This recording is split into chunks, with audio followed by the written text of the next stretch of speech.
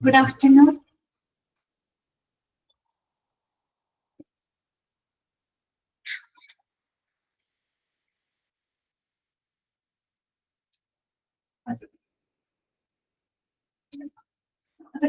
നമുക്ക് ഇന്നത്തെ ക്ലാസ് നമുക്ക് സ്റ്റാർട്ട് ചെയ്യാം. കഴിഞ്ഞ ക്ലാസ്സിൽ നമ്മൾ ഡിസ്കസ് ചെയ്ത് എല്ലാവർക്കും ഗുഡ് ആഫ്റ്റർനൂൺ കേട്ടോ. കഴിഞ്ഞ ക്ലാസ്സിൽ നമ്മൾ പറഞ്ഞത് ഫാർമസിയില് അല്ലെ, ഫാർമസി ഇൻഡന്റിങ്ങുമായിട്ട് എന്താണ് ഹോസ്പിറ്റൽ ഫോർമുലറി എന്ന് പഠിച്ചു. പിന്നെ അത് കഴിഞ്ഞിട്ട് ഇൻഡന്റിങ് ഓഫ് ഡ്രഗ്സ് അല്ലെ, മരുന്നുകളുടെ എന്താണ് ഇൻഡന്റിങ് എന്താണെന്ന് പറഞ്ഞു അല്ലെ. It's the process of requesting for the supply of drugs അല്ലെ. നമ്മുടെ മരുന്നുകള് വാങ്ങുന്നതിന് വേണ്ടിയിട്ട് നമ്മൾ റിക്വസിഷൻ കൊടുക്കുന്നതുമായിട്ട് ബന്ധപ്പെട്ട പ്രവർത്തനം, അതാണ് നമ്മൾ ഇൻഡന്റിങ് എന്നതുകൊണ്ട് ഉദ്ദേശിക്കുന്നത്. അപ്പൊ ഇൻഡന്റിങ്ങുമായിട്ട് ബന്ധപ്പെട്ട കുറച്ച് കാര്യങ്ങളൊക്കെ നമ്മൾ പറഞ്ഞിരുന്നു. പിന്നെ അത്രയാണ് നമ്മൾ പറഞ്ഞു നിർത്തിയത്. എക്കണോമിക് ഓർഡർ ക്വാണ്ടിറ്റി എന്നാണ് ഇപ്പൊ നമ്മൾ പറഞ്ഞിരുന്നു.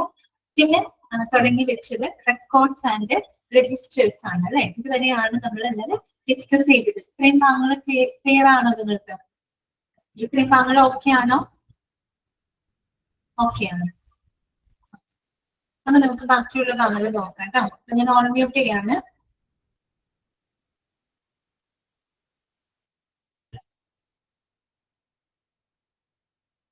ഓക്കെ, നെക്സ്റ്റ് നമുക്ക് പഠിക്കാനുള്ളത് റെക്കോർഡ്സ് ആൻഡ് രജിസ്റ്റേഴ്സ് ആണ് കേട്ടോ. രണ്ടു മൂന്നെണ്ണം നമ്മൾ ഇങ്ങനെ പറഞ്ഞു തോന്നുന്നു. അതായത് നമ്മൾ ഒരു ഫാർമസിയിൽ സൂക്ഷിക്കേണ്ട റെക്കോർഡുകള്, രജിസ്റ്ററുകള് എന്തൊക്കെയാണെന്നാണ് കേട്ടോ. അതൊന്ന് നോട്ട് ചെയ്ത് വെക്കണം. അപ്പൊ നിങ്ങളോട് ചോദിക്കാം, താഴെ തന്നിരിക്കുന്നവയില് ഒരു ഫാർമസിയിൽ സൂക്ഷിക്കുന്ന റെക്കോർഡ്സുകൾ അല്ലെങ്കിൽ രജിസ്റ്ററുകളിൽ ഉൾപ്പെടുന്നത് ഏതാണ്, ഉൾപ്പെടാത്തത് ഏതാണ് എന്നുള്ള രീതിയിലുള്ള ക്വസ്റ്റ്യൻസ് ഒക്കെ വേണമെങ്കിൽ വരാം. ഓക്കെ, അപ്പൊ നിങ്ങൾ ഇതൊന്ന് നോക്കി വെക്കണം കേട്ടോ. ഫസ്റ്റ് നമ്മൾ പറഞ്ഞിരുന്നു stock ledger of different group of drugs അല്ലെ. Stock ledger of different group of drugs, അതായത് വിവിധ തരത്തിലുള്ള മരുന്നുകളുടെ എന്താണ് സ്റ്റോക്ക് ലെഡ്ജർ അല്ലെ.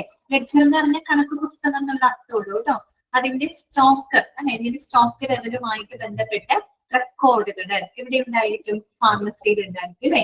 അതും എല്ലാ മരുന്നുകളുടെയും ഫാർമസിയിൽ എത്രത്തോളം മരുന്നുകൾ അത് സ്റ്റോർ ചെയ്തിട്ടുണ്ടോ ആ എല്ലാ മരുന്നുകളുടെയും സ്റ്റോക്ക് ലെവല് കൃത്യമായിട്ട് റെക്കോർഡ് ചെയ്ത് വെച്ചിട്ടുണ്ടായിരിക്കും. സ്റ്റോക്ക് ലെഡ്ജർ എന്നാണ് അതിന് പറയുന്നത് കേട്ടോ. ഓക്കെ, രണ്ടാമത്തത് indent and receipt voucher. Indent നമ്മൾ കഴിഞ്ഞ ക്ലാസ്സിൽ പറഞ്ഞതാണ് അല്ലെ. നമ്മൾ ഒരു പർച്ചേസിങ്ങിന് വേണ്ടിയിട്ട് നമ്മൾ ഓർഡർ കൊടുക്കുന്ന, നമ്മൾ റിക്വസിഷൻ കൊടുക്കുന്ന മരുന്നുകളുടെ ആ ഒരു ലിസ്റ്റും അതിന്റെ റെസിപ്റ്റ് വൗച്ചർ, മരുന്നുകളുടെ ഇടപാടുകൾ നടത്തുന്നതിന്റെയൊക്കെ റെസിപ്റ്റുകളും കാര്യങ്ങളൊക്കെ അവിടെ സൂക്ഷിച്ചിരിക്കും. ഓക്കെ, പിന്നെ വരുന്നത് ഡ്രഗ് ഇൻസ്പെക്ഷൻ റിപ്പോർട്ടാണ് അല്ലെ. മരുന്നുകളുടെ പരിശോധനാ റിപ്പോർട്ട്. നമ്മൾ പറഞ്ഞു, നമ്മളിങ്ങനെ മരുന്നുകൾ കൊണ്ടുവന്ന് കഴിഞ്ഞാൽ ഉടനടി നമ്മൾ ഡിസ്ട്രിബ്യൂട്ട് ചെയ്യില്ല അല്ലെ. അത് നമ്മൾ ആദ്യം ചെക്ക് ചെയ്യണം. അതിന്റെ വെയിറ്റ്, അതിന്റെ quantity, expiry date, batch number എല്ലാം നമ്മൾ ടെസ്റ്റ് ചെയ്യണം അല്ലെ. അപ്പൊ ഡ്രഗ് ഇൻസ്പെക്ഷൻ റിപ്പോർട്ട് അല്ലെ, മരുന്നുകളുടെ പരിശോധനയുമായിട്ട് ബന്ധപ്പെട്ട റിപ്പോർട്ടുകളും അവിടെ ഉണ്ടായിരിക്കും. ഓക്കെ, പിന്നെ അടുത്തത് എന്താണ്? Index register and bill cards കേട്ടോ. എന്താണ് index register and bill cards? Index register എന്തിനാണ് ഉപയോഗിക്കുന്നത്? ഞാൻ എന്താ പറഞ്ഞില്ലേ, നമുക്കിപ്പോ ഒരു ബുക്കിന്റെ ഒരു ടെക്സ്റ്റ് ബുക്ക് എടുത്ത് അതിന് ഇൻഡെക്സ് ഉണ്ടായിരിക്കില്ലേ? എന്നതുപോലെ ഇൻഡെക്സ് രജിസ്റ്റർ എന്താണ്?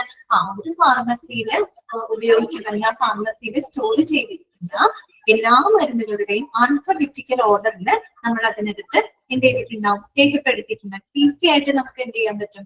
കണ്ടുപിടിക്കാനായിട്ട് എളുപ്പമായിരിക്കും അല്ലെ. അപ്പൊ ഇൻഡെക്സ് രജിസ്റ്റർ ആണ് ഫാർമസിയിലുള്ള മരുന്നുകളുടെ ആൽഫബറ്റിക്കൽ ഓർഡറിൽ നമ്മൾ അതിന്റെ ലിസ്റ്റും കാര്യങ്ങളും രേഖപ്പെടുത്തി വെക്കുന്ന രജിസ്റ്റർ ആണ് കേട്ടോ. ഓക്കെ, പിന്നെ വരുന്നത് ബിൽ കാർഡ് ആണ് കേട്ടോ. Bill card. അപ്പൊ ബിൽ കാർഡിന്റെ ഒരു മോഡൽ അവിടെ കൊടുത്തിട്ടുണ്ട്. എന്താണ് ബിൽ കാർഡ് എന്ന് പറഞ്ഞു കഴിഞ്ഞാല്? ബിൽ എന്ന് പറഞ്ഞാൽ എന്താണ്? It is the place where the materials are kept. നമ്മൾ മെറ്റീരിയൽസ് സൂക്ഷിക്കുന്ന ആ ഒരു സ്ഥലത്തിന് നമ്മൾ ബിൻ എന്നാണ് പറയുക. ബിൽ കാർഡ് എന്ന് പറഞ്ഞാല് ഓരോ ബിന്നിലുമുള്ള മരുന്നുകളുടെ സ്റ്റോക്ക് ലെവല് കൃത്യമായിട്ട് റെക്കോർഡ് ചെയ്ത് വെക്കുന്ന ഒരു കാർഡാണ്. ഓക്കെ, ഇപ്പൊ ബിൽ കാർഡ് എന്ന് പറയുന്നത് it is a manual or digital system ആണ്. ഓക്കെ, ദാറ്റ് എന്താണ് used to track and manage the stock level of medications. അതായത് ഈ പറയുന്ന ഓരോ ബിന്നിലുമുള്ള മരുന്നുകളുടെ സ്റ്റോക്ക് ലെവൽ, എത്രത്തോളം സ്റ്റോക്ക് ഉണ്ട് എന്നത് കൃത്യമായിട്ട് മാനേജ് ചെയ്യാനും ട്രാക്ക് ചെയ്യാനും സഹായിക്കുന്ന ഒരു കാർഡാണ് അത്. അങ്ങനെ അതിന്റെ ഒരു മോഡൽ അവിടെ കൊടുത്തിട്ടുണ്ട്. അപ്പൊ ഓരോ ബിന്നിനകത്ത് ഓരോ ബിൻ കാർഡ് വെച്ചിട്ടുണ്ടായിരിക്കും. ഈ ബിൻ കാർഡ് നോക്കിയിട്ട് നമുക്ക് ആ ബിന്നിനകത്തുള്ള മരുന്നുകളുടെ സ്റ്റോക്ക് കൃത്യമായിട്ട് എന്ത് ചെയ്യാൻ പറ്റും, മാനേജ് ചെയ്യാനും ട്രാക്ക് ചെയ്യാനും ഒക്കെ ആയിട്ട് സാധിക്കും. ഇപ്പൊ നോക്ക്, ചിത്രം നോക്കാട്ടെ, ഒരു ബിൻ കാർഡിന്റെ മോഡൽ അവിടെ കൊടുത്തിട്ടുണ്ട്. ഇപ്പൊ നോക്കിയേ, എങ്ങനെയാണ് bin card bill number, material, അതിന്റെ കോഡ് നമ്പർ ഉണ്ടായിരിക്കും, maximum quantity, ordering level, minimum quantity, അതുപോലെ തന്നെ സ്റ്റോഴ്സ്, ലെഡ്ജർ, ഫോളിയോ, അല്ലെ, ഡേറ്റ് അടക്കം, ക്വാണ്ടിറ്റി റിസീവ്ഡ്, എത്ര ക്വാണ്ടിറ്റി ആണ് ആ മരുന്ന് നമ്മൾ റിസീവ് ചെയ്തിരിക്കുന്നത്, എത്ര ക്വാണ്ടിറ്റി ആ മരുന്ന് നമ്മൾ സ്വീകരിച്ചിട്ടുണ്ട്, ക്വാണ്ടിറ്റി ഇഷ്യൂഡ്, നമ്മൾ എന്താ പറയാ സ്വീകരിച്ച മരുന്നുകളിൽ എത്ര എണ്ണം ഇഷ്യൂ ചെയ്തിട്ടുണ്ട്, ആളുകൾക്ക് നമ്മൾ കൊടുത്തിട്ടുണ്ട്, ബാലൻസ് എത്ര മരുന്നുകൾ അതിനകത്തുണ്ട്, പിന്നെ അതുമായിട്ട് ബന്ധപ്പെട്ട കാര്യങ്ങൾ രേഖപ്പെടുത്താനുള്ള റിമാർക്കുകളും അവിടെ ഉണ്ടായിരിക്കും. മനസ്സിലായോ പറഞ്ഞത്? അപ്പൊ ഈ ഒരു ബിൻ കാർഡ് നോക്കിക്കഴിഞ്ഞാൽ നമുക്ക് ആ ഒരു പെർട്ടിക്കുലർ ബിന്നിനകത്തുള്ള മരുന്നുകള് എത്ര ക്വാണ്ടിറ്റി ഉണ്ടായിരുന്നു, എത്ര ക്വാണ്ടിറ്റി അത് ഇഷ്യൂ ചെയ്തു, ബാലൻസ് എത്രയുണ്ട്, അങ്ങനെ ആ സ്റ്റോക്ക് ലെവല് നമുക്ക് കറക്റ്റ് ആയിട്ട് എന്ത് ചെയ്യാൻ പറ്റും, മാനേജ് ചെയ്യാനും ട്രാക്ക് ചെയ്യാനായിട്ട് സാധിക്കും. ശരിക്കും പറഞ്ഞാല് bin card that depicting the stock position, അല്ലെ, ബിൻ കാർഡ് നമുക്ക് എന്താണ് നമുക്ക് തരുന്നത്, സ്റ്റോക്ക് പൊസിഷനെ കുറിച്ചാണ്, ആ മരുന്നിന്റെ സ്റ്റോക്ക് ലെവലിനെ പറ്റിയിട്ടുള്ള ഒരു ഇൻഫർമേഷൻ ആണ് നമുക്ക് എന്ത് തരുന്നത്, ബിൻ കാർഡ് തരുന്നത്. ഓക്കെ ആണോ? മനസ്സിലായോ പറഞ്ഞത്? ക്ലിയർ ആണോ? ഓക്കെ. അടുത്തത് എക്സ്പയറി ഡേറ്റ് രജിസ്റ്റർ ആണ് കേട്ടോ. അതായത് ഓരോ മരുന്നുകളുടെയും എക്സ്പയറി ഡേറ്റ് കൃത്യമായിട്ട് രേഖപ്പെടുന്ന രജിസ്റ്റർ ഉണ്ടാവും. നിങ്ങൾക്ക് അറിയണം അതിന്റെ ആ ഒരു എക്സ്പയറി ഡേറ്റ് എന്നാണ് എന്നൊക്കെ കണ്ടുപിടിക്കാനായിട്ട് എക്സ്പയറി ഡേറ്റ് രജിസ്റ്റർ ഉണ്ടായിരിക്കും. പിന്നെ adverse reaction record. Adverse reaction record എന്ന് പറഞ്ഞാൽ എന്താണ്? അതായത് നമുക്കറിയാം അലോപ്പതിക് മെഡിസിൻസ് ആണ് അല്ലെ, അതിനതിൻ്റെതായ സൈഡ് ഇഫക്റ്റുകൾ ഉണ്ടായിരിക്കും. അപ്പൊ അത്തരം സൈഡ് ഇഫക്റ്റുകളുമായിട്ടൊക്കെ ബന്ധപ്പെട്ട കാര്യങ്ങൾ രേഖപ്പെടുത്തുന്ന അഡ്വേഴ്സ് റിയാക്ഷൻ റെക്കോർഡ് ഫാർമസിയിൽ ഉണ്ടായിരിക്കും അല്ലെ. ഓരോ മരുന്നുകൾക്കും അതിൻ്റെതായ ചില സൈഡ് ഇഫക്റ്റുകൾ ഉണ്ടായിരിക്കും, അഡ്വേഴ്സ് റിയാക്ഷൻസ് ഉണ്ടായിരിക്കും. അപ്പൊ ആ റിയാക്ഷൻസിനെ പറ്റിയിട്ട് വിവരങ്ങൾ രേഖപ്പെടുത്തുന്ന റെക്കോർഡ്, അതാണ് അഡ്വേഴ്സ് റിയാക്ഷൻ റെക്കോർഡ് ഉണ്ടായിരിക്കും. ഓക്കെ. പിന്നെ വരുന്നത് file of correspondence with suppliers and units. ഇതാണ് പറയുന്നത് file of correspondence with suppliers and unit. Correspondence എന്ന് പറഞ്ഞാൽ എന്താണ്? ഇടപാടുകൾ എന്നുള്ള അർത്ഥമാണ് കേട്ടോ. കറസ്പോണ്ടൻസ് എന്ന് പറഞ്ഞാൽ എന്താണ്? ഇടപാടുകൾ എന്നാണ് അർത്ഥം കേട്ടോ. അപ്പൊ file of correspondence with suppliers and unit, അതായത് നമ്മൾ മരുന്ന് വാങ്ങുന്ന സപ്ലയറുകളും, യൂണിറ്റ് എന്ന് പറഞ്ഞാൽ ഫാർമസി യൂണിറ്റ് ആണ് അല്ലെ. ഫാർമസിക്കും സപ്ലയേഴ്സിനും ഇടയിലാണ് എന്ത് നടക്കുന്നത്? മരുന്നുകളുടെ ഈ പറയുന്ന ഇടപാടുകൾ നടക്കുന്നത് അല്ലെ. അപ്പൊ ഈ പറയുന്ന സപ്ലയേഴ്സും യൂണിറ്റുകൾക്കും ഇടയിലുള്ള ഈ മരുന്നുകളുടെ ഇടപാടുകളുടെ മറ്റും ഫയലുകൾ കേട്ടോ, ഫയലുകളൊക്കെ കൃത്യമായിട്ട് അവിടെ റെക്കോർഡ് ചെയ്ത് സൂക്ഷിക്കണം. ഓക്കെ, അതാണ് ഇവിടെ പറയുന്നത് കേട്ടോ, file of correspondence with suppliers and units. പിന്നെ വരുന്നത് ledger account for the remittance of vouchers കേട്ടോ. റെമിറ്റൻസ് എന്ന് പറഞ്ഞാൽ എന്താണ്? പണം അയക്കുന്നതാണ്. നമ്മൾ ഈ മരുന്നുകൾ മറ്റും പർച്ചേസ് ചെയ്യുമ്പോൾ വൗച്ചറുകളും മറ്റുമൊക്കെ കളക്ട് ചെയ്യുമ്പോൾ അതിന്റെ പേയ്മെന്റ്, പണം അയക്കുന്നതുമായിട്ട് ബന്ധപ്പെട്ട കണക്കും കാര്യങ്ങളൊക്കെ രേഖപ്പെടുത്തുന്നതാണ് കേട്ടോ ലെഡ്ജർ അക്കൗണ്ട്. ലെഡ്ജർ എന്ന് പറഞ്ഞാൽ കണക്ക് പുസ്തകം എന്നുള്ള അർത്ഥം മാത്രമേ ഉള്ളൂ കേട്ടോ. Ledger account for the remittance of vouchers കേട്ടോ. മരുന്നുകളുടെ ഇടപാടുകൾ നടത്തുമ്പോൾ അതിന്റെ പണം അയക്കുന്നതുമായിട്ട് ബന്ധപ്പെട്ട കണക്ക് കാര്യങ്ങളൊക്കെ രേഖപ്പെടുത്തിയിട്ടുണ്ടായിരിക്കണം. അത്തരത്തിലുള്ള ലെഡ്ജർ അക്കൗണ്ടുകൾ ഉണ്ടായിരിക്കും. പിന്നെ വരുന്നത് denunciation record of non consumables and consumables. ഒന്ന് ശ്രദ്ധിക്കണം, denunciation record of non consumables and consumables. എന്താണ് ഡിനൻസിയേഷൻ എന്ന് പറഞ്ഞാല്? ശരിക്കും പറഞ്ഞാല് ഡിനൻസിയേഷൻ എന്ന് പറയുന്ന വാക്കിന്റെ അർത്ഥം എന്താ അറിയോ? കുറ്റം ആരോപിക്കുക അല്ലെങ്കിൽ അപലപനം, അങ്ങനെയൊക്കെയുള്ള അർത്ഥമാണ് കേട്ടോ. ഇവിടെ എന്താ ഉദ്ദേശിക്കുന്നതെന്ന് അറിയാമോ? നമ്മള് ഈ പറയുന്ന നോൺ കൺസ്യൂമബിൾസ് ആൻഡ് കൺസ്യൂമബിൾസ്, നമ്മൾ കൊണ്ടുവരുന്ന മരുന്നുകളില് ഉപയോഗിക്കപ്പെടുന്ന മരുന്നുകൾ ഉണ്ടായിരിക്കും, ഉപയോഗശൂന്യമായിട്ടുള്ള മരുന്നുകൾ ഉണ്ടായിരിക്കും. അതാണ് നോൺ കൺസ്യൂമബിൾ എന്ന് പറയുന്നത്. എന്തുകൊണ്ട് അത് നോൺ കൺസ്യൂമബിൾ ആവുന്നത്? നമ്മൾ ഈ കൊണ്ടുവരുന്ന മരുന്നുകളെല്ലാം തന്നെ നമ്മൾ ക്വാളിറ്റി ഒക്കെ നമ്മൾ ചെക്ക് ചെയ്യും അല്ലെ. അതിന്റെ ലാബ് ടെസ്റ്റ് ഒക്കെ നടത്തി ക്വാളിറ്റി, ക്വാണ്ടിറ്റി, എക്സ്പയറി ഡേറ്റ് അല്ലെങ്കിൽ അതിന്റെ കണ്ടന്റുകൾ ഇതൊക്കെ നമ്മൾ എന്താണ് ഡിനൻസിയേഷൻ പറഞ്ഞുകൊണ്ടിരിക്കുകയാണ് കേട്ടോ. ശ്രദ്ധിച്ച് കേൾക്കാൻ, ഞാൻ പറഞ്ഞു കഴിഞ്ഞിട്ടില്ല, പറഞ്ഞുകൊണ്ടിരിക്കുകയാണ്, ശ്രദ്ധിച്ച് കേട്ടാൽ മതി കേട്ടോ. ഡിനൻസിയേഷൻ എന്ന് പറഞ്ഞാൽ അപലപനം എന്നുള്ള അർത്ഥമാണ്. ഓക്കെ, അത്രയും വലിയ അർത്ഥം വെച്ചിട്ട് ഇത് വായിക്കേണ്ട, നിങ്ങൾ കാര്യം മനസ്സിലാക്കുക. Denunciation record of non consumables and consumables. Non consumables എന്ന് പറഞ്ഞാൽ എന്താണ്? ഉപയോഗശൂന്യമായിട്ടുള്ള മരുന്നുകൾ. അതായത് നമ്മളിപ്പോ മരുന്നുകൾ പർച്ചേസ് ചെയ്യുന്ന സമയത്തോ മാനുഫാക്ചർ ചെയ്യുന്ന സമയത്ത് നമ്മൾ അതിന്റെ ക്വാളിറ്റി ഒക്കെ നമ്മൾ ടെസ്റ്റ് ചെയ്ത് നോക്കും അല്ലെ.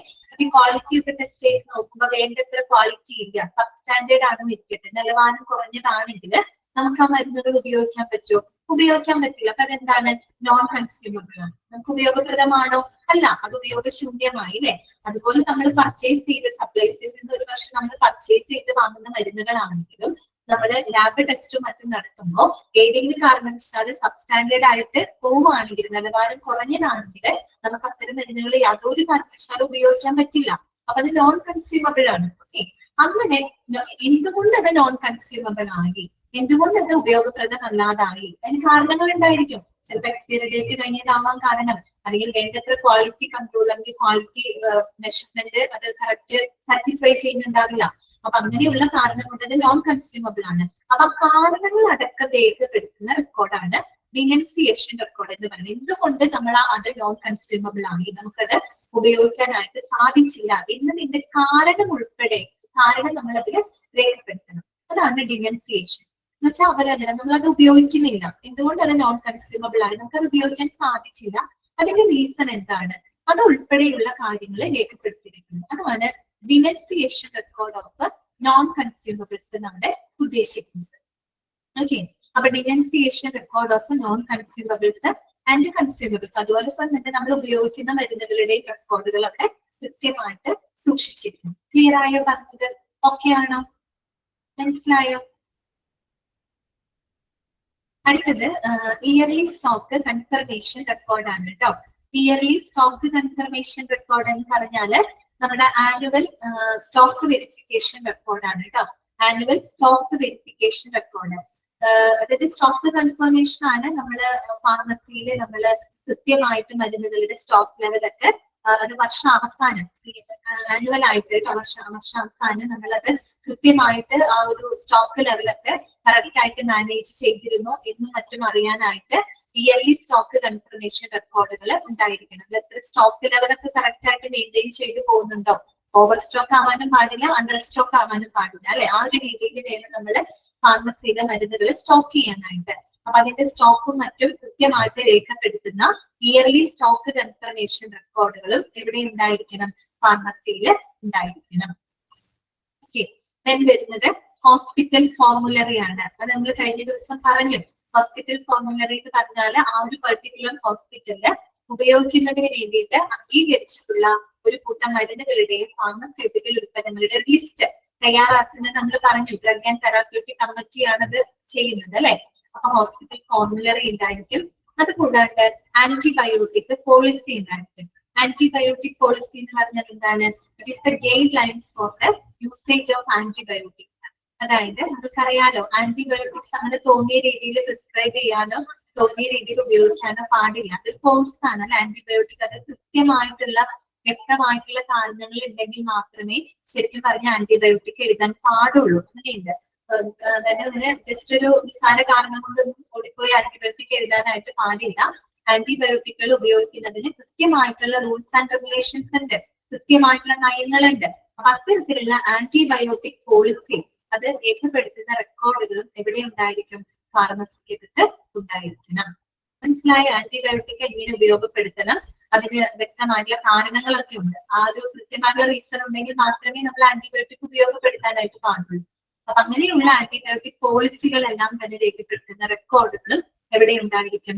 ഫാർമസിക്കകത്ത് ഉണ്ടായിരിക്കും. ക്ലിയർ ആയെന്ന് വിചാരിക്കുന്നു. അപ്പൊ ഒരു ഫാർമസിയിൽ നമ്മൾ സൂക്ഷിക്കുന്ന റെക്കോർഡുകളും രജിസ്റ്ററുകളുമാണ് നമ്മൾ ഇത്രയും നേരം പറഞ്ഞത് കേട്ടോ. ഓക്കെ ആണല്ലോ? മനസ്സിലായല്ലോ? ജസ്റ്റ് നിങ്ങളൊന്ന് വായിച്ചു വെച്ചാൽ മതി കേട്ടോ. താഴെ തന്നിരിക്കുന്നതില് ഫാർമസിയിൽ സൂക്ഷിക്കുന്ന റെക്കോർഡുകളിലും രജിസ്റ്ററുകളിലും ഉൾപ്പെടുന്നത് ഏതാണ്, ഉൾപ്പെടാത്തത് ഏതാണ് എന്നുള്ള രീതിയിലാണ് ക്വസ്റ്റ്യൻസ് വരാൻ ചാൻസ് ഉള്ളത് കേട്ടോ. അപ്പൊ നിങ്ങൾക്ക് ഐഡന്റിഫൈ ചെയ്യാൻ പറ്റിയാൽ മാത്രമാണ്. അടുത്തത് കേട്ടോ. നെക്സ്റ്റ് നമുക്ക് പഠിക്കാം സ്റ്റോറേജ് ഓഫ് ഡ്രഗ്സ് കേട്ടോ. എളുപ്പമാണത്. സ്റ്റോറേജ് ഓഫ് ഡ്രഗ്സ് കേട്ടോ. അതായത് മരുന്നുകളുടെ സ്റ്റോറേജുമായിട്ട് ബന്ധപ്പെട്ട കാര്യങ്ങളാണ് ഇനി നമുക്ക് പഠിക്കാനായിട്ടുള്ളത് കേട്ടോ. നമുക്കറിയാം പലതരത്തിലുള്ള ഡ്രഗ്സുകൾ ഉണ്ട് അല്ലെ. പലതരത്തിലുള്ള മരുന്നുകളുണ്ട്. നോക്കിക്ക് ഇവിടെ കൊടുത്തിട്ടുണ്ട്. ജനറൽ ഡ്രഗ്സുകൾ ഉണ്ട്, പൊതുവായിട്ടുള്ള മരുന്നുകള്, നാർക്കോട്ടിക് ഡ്രഗ്സുകൾ ഉണ്ട്, അതുപോലെ ഇൻഫ്ലേമബിൾ ഡ്രഗ്സുകൾ ഉണ്ട്, കോൾഡ് സ്റ്റോറേജ് ഡ്രഗ്സുകൾ ഉണ്ട്. എല്ലാ മരുന്നുകളും ഒരുപോലെയാണോ? അല്ല. ഡിഫറെന്റ് ടൈപ്സ് ഓഫ് ഡ്രഗ്സുകൾ ഉണ്ട് അല്ലെ.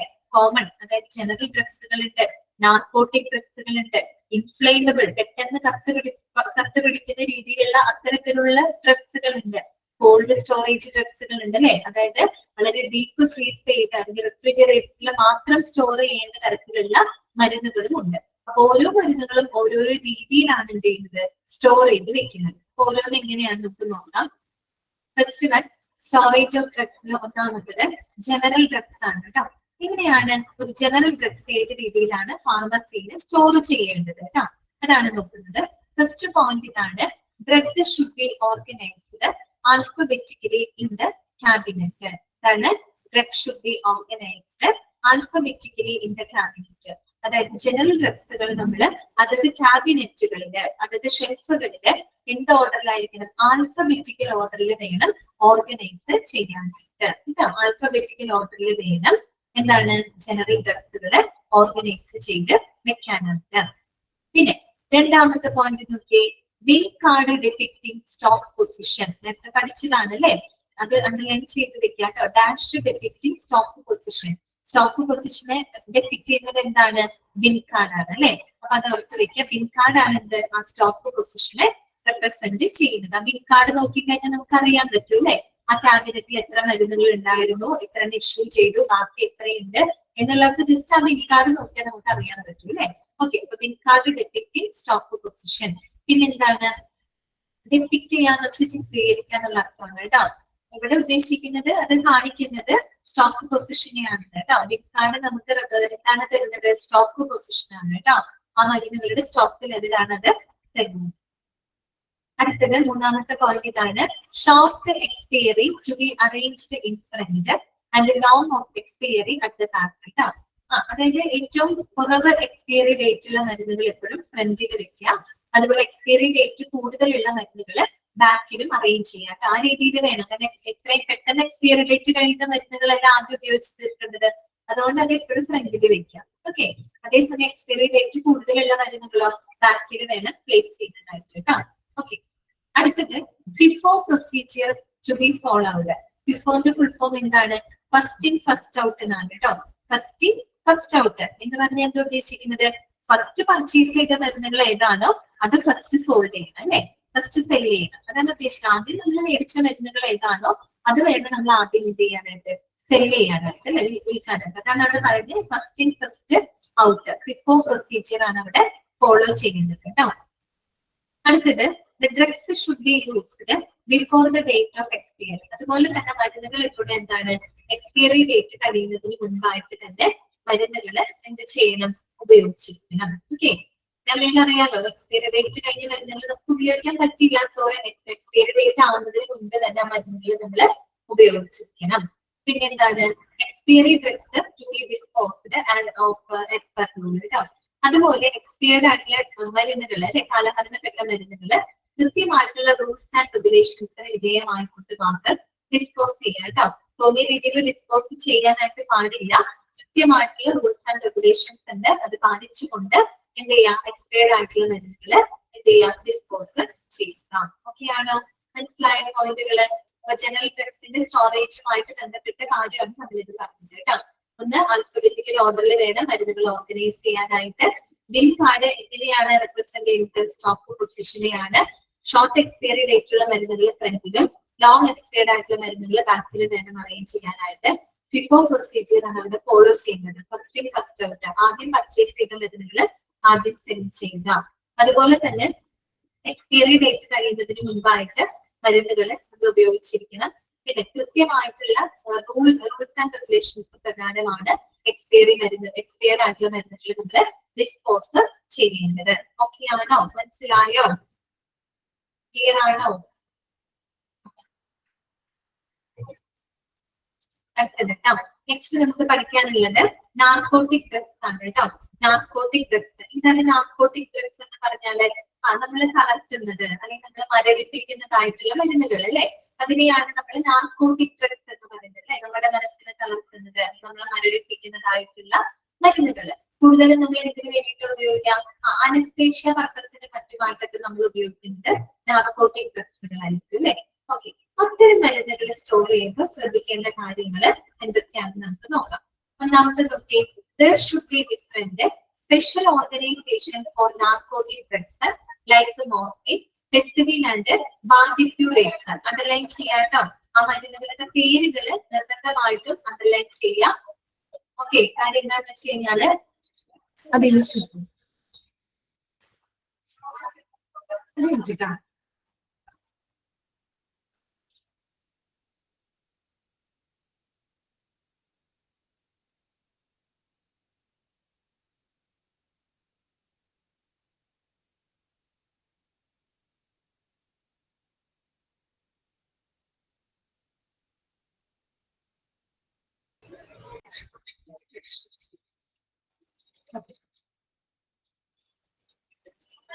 അപ്പൊ നാർക്കോട്ടിക് ഡ്രഗ്സ് എന്ന് പറഞ്ഞു കഴിഞ്ഞാൽ മനസ്സിലായല്ലോ, അതായത് നമ്മൾക്ക് മരവിപ്പിക്കുന്നതായിട്ടോ അല്ലെങ്കിൽ നമ്മള് എന്താ പറയാ തളർത്തുന്നതായിട്ടുള്ള മരുന്നുകളെയാണ് നമ്മൾ നാർക്കോട്ടിക് ഡ്രഗ്സ് എന്ന് പറയുന്നത്.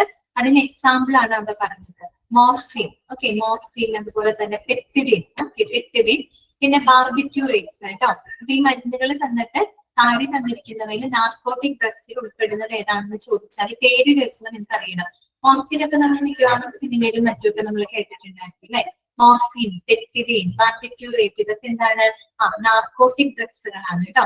അപ്പോ ഇവര് പറയുന്നത് ഇത്തരം നാർക്കോട്ടിക് ഡ്രഗ്സുകൾ സ്റ്റോർ ചെയ്യുന്നതിനായിട്ട് സെപ്പറേറ്റ് ക്യാബിനറ്റ് തന്നെ അവിടെ ഉണ്ടായിരിക്കണം. മറ്റുള്ള മരുന്നുകളുടെ കൂടെ മിക്സ് ചെയ്താണോ വെക്കേണ്ടത്? അല്ല, നാർക്കോട്ടിക് ഡ്രഗ്സുകളാണെങ്കിൽ അത് കുറേയും കൂടെ ഒരു സേഫ്റ്റി പ്രിക്കോഷൻസ് എടുക്കണം.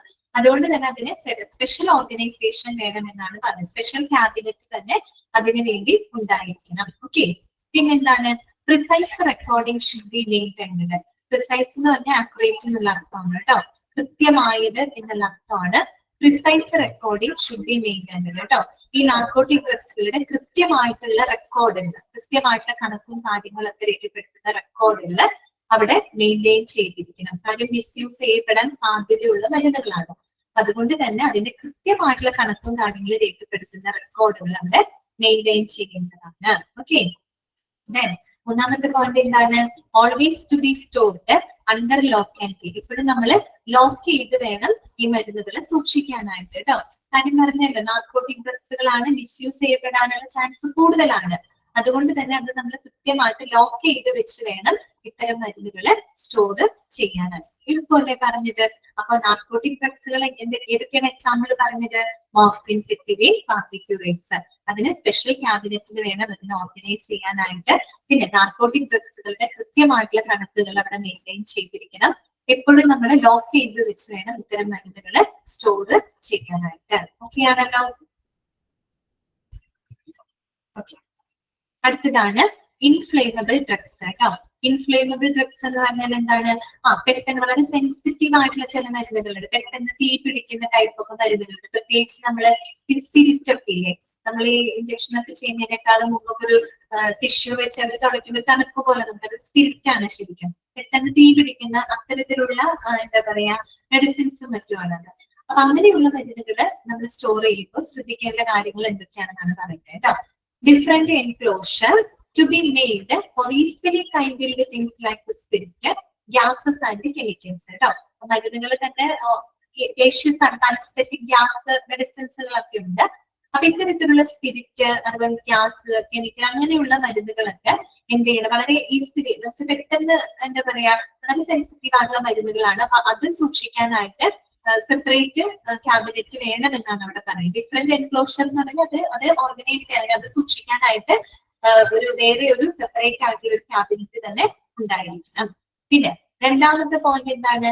Sufficient ventilation and fire fighting arrangements കേട്ടോ.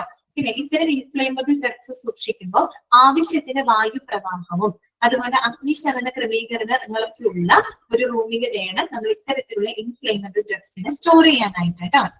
പെട്ടെന്ന് തീയൊന്നും പിടിക്കരുത്. അതുകൊണ്ട് അത്യാവശ്യം വായു പ്രവാഹമുള്ള ഒരു സ്ഥലമായിരിക്കണം. പിന്നെ അവിടെ ഫയർ ഫൈറ്റിംഗ് അറേഞ്ച്മെന്റ്സുകൾ എപ്പോഴും ഉണ്ടായിരിക്കണം. കേസ് ഇൻഫ്ലേമബിൾ ഡ്രഗ്സ് ആയതുകൊണ്ട് എങ്ങാനും തീ പിടിക്കുകയാണെങ്കിൽ പെട്ടെന്ന് തീ അണയ്ക്കാനുള്ള സജ്ജീകരണങ്ങളൊക്കെ നമ്മൾ മുൻകൂട്ടി അവിടെ ഉണ്ടായിരിക്കണം അല്ലെ? അതാണ് അവിടെ പറയുന്നത്. പിന്നെ എന്താണ്? Exhaust fans for air to pass through. അതുകൂടാണ്ട് എക്സ്പോസിറ്റീവ് ഫാനുകൾ അവിടെ എന്താണ് ഉണ്ടായിരിക്കണം കേട്ടോ. എന്ന് വെച്ചാൽ അകത്തുള്ള ആ ഒരു ടെമ്പറേച്ചറും മറ്റും റെഗുലേറ്റ് ചെയ്യുന്നതിന് വേണ്ടിയിട്ട് എക്സ്പോസിറ്റീവ് ആയിട്ടുള്ള ഫാനുകളും ആ ഒരു റൂമിനോടനുബന്ധിച്ച് ഉണ്ടായിരിക്കണം. ഇത്രയും കാര്യങ്ങളാണ് ഇൻഫ്ലമബിൾ ഡ്രഗ്സ് സ്റ്റോർ ചെയ്യുന്നത് ശ്രദ്ധിക്കേണ്ടത് കേട്ടോ. ഓക്കെ, അടുത്തതാണ് കോൾഡ് സ്റ്റോറേജ് ഡ്രഗ്സുകൾ കേട്ടോ. കോൾഡ് സ്റ്റോറേജ് ഡ്രഗ്സ്, അവിടെ കുറച്ച് പോയിന്റുകൾ നോട്ട് ചെയ്യാനുണ്ട് കേട്ടോ. ഫസ്റ്റത്തെ പോയിന്റ് എന്ന് നോക്കാം. Drugs such as antibiotics, vitamins, liver extract that should be in store cold room between 15 degree centigrade എന്നാണ് കേട്ടോ. ഇത് നിങ്ങളുടെ കയ്യിൽ തിരുത്തിയിട്ടുണ്ടോ? 15% സിമ്പൽ ആണ് അവിടെ കിടക്കുന്നത് കേട്ടോ. പെർസെന്റേജിന്റെ സിമ്പൽ അല്ല, ഡിഗ്രി സെന്റിഗ്രേഡ് എന്നാണ് വേണ്ടത്. അങ്ങനെയാണോ നിങ്ങളുടെ നോട്ടിനകത്ത്? അങ്ങനെയാണോ കിടക്കുന്നത്? നോക്കിയേ. ഓക്കെ, കറക്റ്റ് ആണ് അല്ലെ? ഓക്കെ, കുഴപ്പമില്ല കേട്ടോ. അപ്പൊ നോക്കുക, 15 ഡിഗ്രി സെന്റിഗ്രേഡിനും 20 ഡിഗ്രി കറക്റ്റ് ആണ് അല്ലെ? 20 ഡിഗ്രി സെന്റിഗ്രേഡും എന്ന് പറഞ്ഞാൽ അത്രയും താഴ്ന്ന ടെമ്പറേച്ചർ ആണ്. ബാക്കി മുഴുവൻ തണുപ്പാണെന്നാണ് കേട്ടോ അർത്ഥം. ഓക്കെ, അപ്പൊ അത്രയും താഴ്ന്ന ടെമ്പറേച്ചറിൽ, ചുരുക്കി പറഞ്ഞാല് അത്രയും കോൾഡ് സ്റ്റോറേജിലാണ് ഏത് മരുന്നുകൾ സൂക്ഷിക്കുന്നത്? Antibiotics, vitamins, liver extract. അത് നോട്ട് ചെയ്ത് വെക്കണം കേട്ടോ. ആ ടെമ്പറേച്ചർ റേഞ്ച് നിങ്ങൾ നോട്ട് ചെയ്ത് വെക്കണം. ഓർത്ത് വെക്കാം. ആന്റിബയോട്ടിക്സ്, ലിവർ എക്സ്ട്രാക്ട്, വിറ്റമിൻസ്, ഇങ്ങനെയുള്ള മരുന്നുകൾ ഏത് ടെമ്പറേച്ചർ റേഞ്ചിലാണ് നമ്മൾ സൂക്ഷിച്ചു വെക്കുന്നത്? 15 degree centigrade to 20 degree centigrade temperature ആണ്. അത്രയേ ഉള്ളൂ ടെമ്പറേച്ചർ, ബാക്കി മുഴുവൻ തണുപ്പാണ്. ഓക്കെ, അപ്പൊ 15 ഡിഗ്രി സെന്റിഗ്രേഡിനും 20 ഡിഗ്രി സെന്റിഗ്രേഡിനും റേഞ്ചിൽ സൂക്ഷിക്കുന്ന മരുന്നുകൾ ഏതൊക്കെയാണ്? Antibiotics, vitamins, liver extract. Okay ആണല്ലോ. രണ്ടാമത്തെ പോയിന്റ് ഇതാണ്. The room should be air conditioned with a temperature control facility. Okay, അങ്ങനെയുള്ള റൂം എന്തായിരിക്കണം?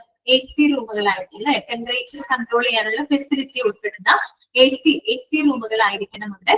അങ്ങനെയുള്ള റൂമുകളിലായിരിക്കും ഇത്തരം മരുന്നുകൾ സ്റ്റോർ ചെയ്യുന്നത് കേട്ടോ. കാരണം അത്രയും താഴ്ന്ന ടെമ്പറേച്ചർ ആണ് അവിടെ മെയിൻറ്റെയിൻ ചെയ്യുന്നത്. പിന്നെ എന്താന്ന് വെച്ചാൽ ഡ്രഗ്സ്, അടുത്ത പോയിന്റ് ആണ് കേട്ടോ, നോട്ട് ചെയ്ത് വെക്കാം.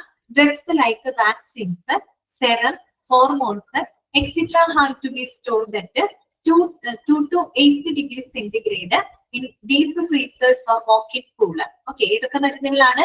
വാക്സിൻസ്, സെറം, അതുപോലെ ഹോർമോണുകൾ, ഇങ്ങനെയുള്ള മരുന്നുകളും ഇത്തരത്തിലുള്ള ഡ്രഗ്സുകൾ ഏത് റേഞ്ചിലാണ് സ്റ്റോർ ചെയ്യുന്നത്? വളരെ താഴ്ന്ന ടെമ്പറേച്ചർ എന്ന് വെച്ചാൽ എക്സ്ട്രീം കോൾഡിലാണ് ഇത് സ്റ്റോർ ചെയ്ത് വെക്കുന്നത്. 2 to 8 degree centigrade, 2 to 8 degree centigrade എന്ന് പറയുമ്പോൾ ഇതൊരു താഴ്ന്ന ടെമ്പറേച്ചർ ആണ്. നോക്കി, അപ്പൊ അത്രയും ഡീപ്പ് ഫ്രീസ് ചെയ്ത് സൂക്ഷിക്കേണ്ട മെഡിസിൻസുകൾ ഏതൊക്കെയാണ്? വാക്സിൻസ്, സെറം ആൻഡ് ഹോർമോൺസ് ആണ് കേട്ടോ. ഓക്കെ, നമ്മളിപ്പം നിങ്ങൾ കണ്ടിട്ടുണ്ടാവും, നമ്മൾ ഈ അംഗനവാടികളിലൊക്കെ എന്താണ് വെള്ളിയാഴ്ച ദിവസങ്ങളിലൊക്കെ മാസത്തിൽ ഉണ്ടാവുമല്ലോ, കുട്ടികൾക്ക് വാക്സിൻ ഒക്കെ കൊടുക്കുന്നുണ്ടാവും. അപ്പൊ നിങ്ങൾ പോയിട്ടുണ്ടെങ്കിൽ കണ്ടിട്ടുണ്ടാവും, അവര് ഈ വാക്സിൻ ഒക്കെ എടുക്കുന്ന ദിവസം അവരെങ്ങനെ വരാത്ത കൈ ചെറിയൊരു സ്യൂട്ട് കേസ് പോലുള്ള ഒരു ചെറിയൊരു ബോക്സ് കാണാം. അത് ഡീപ്പ് ഫ്രീസർ ആണ്. അതിനകത്ത് വെച്ചുകൊണ്ടാണ് ഇവര് വാക്സിൻസ് മറ്റും കൊണ്ടുവരുന്നത്. ഓക്കെ, കണ്ടിട്ടുണ്ടോ? അത് കണ്ടിട്ടുണ്ടോ? കണ്ടിട്ടില്ലേ?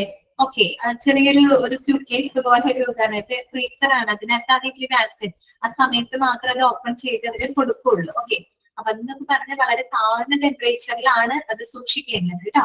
ആ ടെമ്പറേച്ചർ റേഞ്ച് നോട്ട് ചെയ്ത് വെക്കാം കേട്ടോ.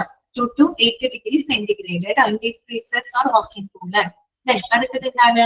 Temperature exhibiting through dial thermometer and temperature charting കേട്ടോ. അതുകൂടാതെ ആ റൂമിലെ ടെമ്പറേച്ചർ നമ്മൾ എപ്പോഴും ഡയൽ തെർമോമീറ്ററും ടെമ്പറേച്ചർ ചാർട്ടിങ്ങും ഉപയോഗിച്ച് എപ്പോഴും ആ ടെമ്പറേച്ചർ റേഞ്ച് അവിടെ എക്സിബിറ്റ് ചെയ്തിരിക്കണം. കാര്യം അത്രയേറെ ടെമ്പറേച്ചർ കൺട്രോൾ ചെയ്യേണ്ട ഒരു ഫെസിലിറ്റിയാണ് അവിടെ ഉണ്ടായിരിക്കേണ്ടത് കേട്ടോ. അപ്പൊ നിങ്ങൾ അതിനകത്ത് പഠിക്കേണ്ട കാര്യം ഇത്രയേ ഉള്ളൂ. അതായത് ആന്റിബയോട്ടിക്സ്, വിറ്റമിൻസ്, ലിവർ എക്സ്ട്രാക്ട് കേട്ടോ. ഇത് മൂന്നും ഏത് ടെമ്പറേച്ചർ റേഞ്ച് ആണ്? 15 ഡിഗ്രി ടു 20 ഡിഗ്രി സെന്റിഗ്രേഡ്. അതേസമയം വാക്സിൻസ്, ഹോർമോൺസ്, സെറം, ഈ മൂന്നും ഏത് റേഞ്ചിലാണ് സൂക്ഷിക്കുന്നത്? അതിൽ താഴ്ന്ന ടെമ്പറേച്ചർ എന്ന് വെച്ചാൽ ഡീപ്പ് ഫ്രീസ് ചെയ്ത് സൂക്ഷിക്കേണ്ട മരുന്നുകൾ എന്നെടുത്ത് ചോദിക്കുകയാണെങ്കിൽ നിങ്ങൾ പറയേണ്ടത് ഇതൊക്കെയാണ്: വാക്സിൻസ്, സെറം, അതുപോലെ തന്നെ ഹോർമോണുകൾ കേട്ടോ. ഏറ്റവും താഴ്ന്ന ടെമ്പറേച്ചർ എന്ന് വെച്ചാൽ അത്രയും ഡീപ്പ് ഫ്രീസ് ചെയ്ത് സൂക്ഷിക്കേണ്ട മരുന്നുകൾ ഇതൊക്കെയാണ്. ഇത്രയുള്ള അതിനകത്ത് പഠിക്കാനായിട്ട്. അപ്പൊ നമ്മള് സ്റ്റോറേജ് എന്ന് പറയുമ്പോൾ എത്ര ടൈപ്പ് ഉണ്ട്? 4 ടൈപ്പ് ഉണ്ട് കേട്ടോ. ജനറൽ ഡ്രഗ്സ് ഉണ്ട്, നാർക്കോട്ടിക് ഡ്രഗ്സ് ഉണ്ട്, ഇൻഫ്ലമബിൾ ഡ്രഗ്സ് ഉണ്ട്, പിന്നെ എന്താണ് കോൾഡ് സ്റ്റോറേജ് ഡ്രഗ്സ് ഉണ്ട്. ഓരോ മരുന്നുകളും സ്റ്റോർ ചെയ്യുന്ന രീതി വ്യത്യാസമില്ലേ? എല്ലാത്തിനും വ്യത്യാസമുണ്ട് അല്ലെ? ഓക്കെ, ഇത്രയും കാര്യങ്ങൾ ക്ലിയർ അല്ലേ? ഓക്കെ അല്ലേ?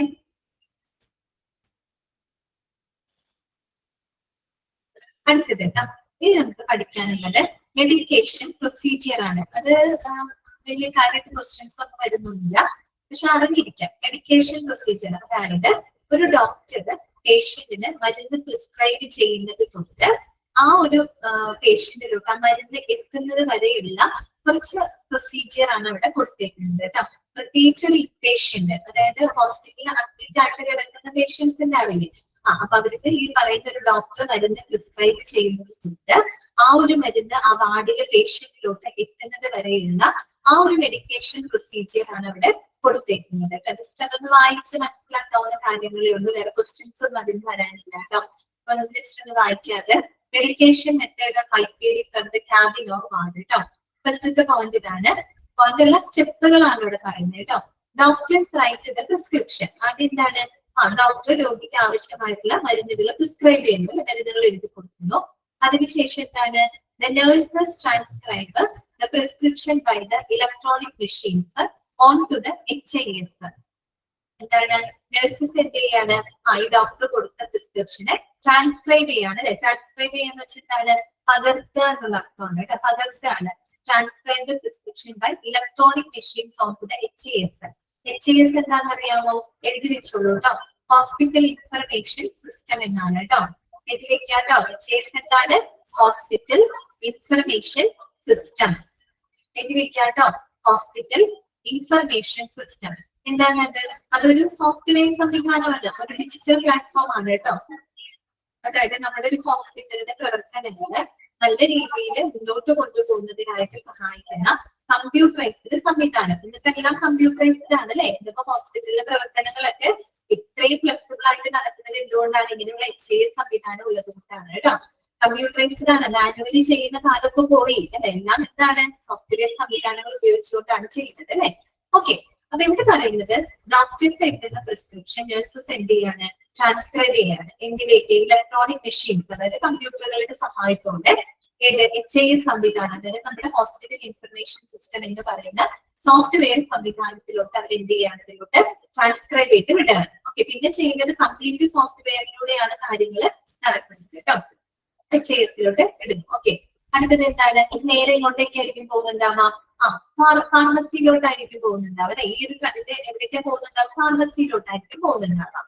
അപ്പൊ നോക്കാം, at the pharmacy department administration staff by using electronic machine. ഇവിടെ ചെറിയൊരു തിരുത്തുണ്ട് കേട്ടോ. തിരുത്തിയിട്ടില്ലാന്ന് തോന്നുന്നു, പറഞ്ഞുതരാം കേട്ടോ. തിരുത്തനെ ഇങ്ങനെ വായിക്കാം കേട്ടോ. At the pharmacy department administration staff translates എഴുതി ചേർക്കാം കേട്ടോ. Translates by using electronic machine ഉണ്ടല്ലോ, അത് വേണമെന്നില്ല കേട്ടോ. അത് വേണമെന്നില്ല, നിർബന്ധമില്ല. ഇങ്ങനെ വായിച്ചാൽ മതി.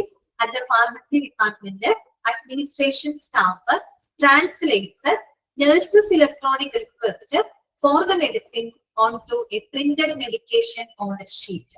അങ്ങനെ വായിക്കാം കേട്ടോ. ഓക്കെ, എന്നാലും അർത്ഥം നിങ്ങൾക്ക് കിട്ടുള്ളൂ. അറ്റ് ദ ഫാർമസി ഡിപ്പാർട്ട്മെന്റ്, ഇത് നേരെ പോകുന്ന ഫാർമസി ഡിപ്പാർട്ട്മെന്റിലോട്ടാണല്ലോ. ഓക്കെ, അവിടുത്തെ അഡ്മിനിസ്ട്രേഷൻ സ്റ്റാഫ് ആരാണെന്ന് വെച്ചാൽ അവിടുത്തെ അഡ്മിനിസ്ട്രേഷൻ സ്റ്റാഫ് അവരെന്ത് ചെയ്യും? Translates the nurses electronic request for the medicine അല്ലെ. ഈ നഴ്സസിന്റെ മെഡിസിന് വേണ്ടിയിട്ടുള്ള റിക്വസ്റ്റ് അത് ട്രാൻസ്ലേറ്റ് ചെയ്യാണ്. ട്രാൻസ്ലേറ്റ് ചെയ്ത് എന്തിലോട്ട് മാറ്റുന്നു? Printed medication order sheet, printed ഫോമിലോട്ട് മാറ്റുന്നു. ക്ലിയർ ആയോ പറഞ്ഞത്? ആദ്യം ഡോക്ടർ പ്രിസ്ക്രൈബ് ചെയ്യുന്നു അല്ലെ. ആ പ്രിസ്ക്രിപ്ഷൻ നഴ്സസ് എന്ത് ചെയ്യാണ്? ട്രാൻസ്ക്രൈബ് ചെയ്ത് സോഫ്റ്റ്വെയറിലോട്ട് ഇട്ട് കൊടുക്കാണ്. ഇത് നേരെ ചെയ്യുന്നത് എവിടേക്കാം? ഫാർമസി ഡിപ്പാർട്ട്മെന്റിലോട്ടാണ് അല്ലെ. ഫാർമസി ഡിപ്പാർട്ട്മെന്റിലെ അഡ്മിനിസ്ട്രേഷൻ സ്റ്റാഫ് എന്ത് ചെയ്യും?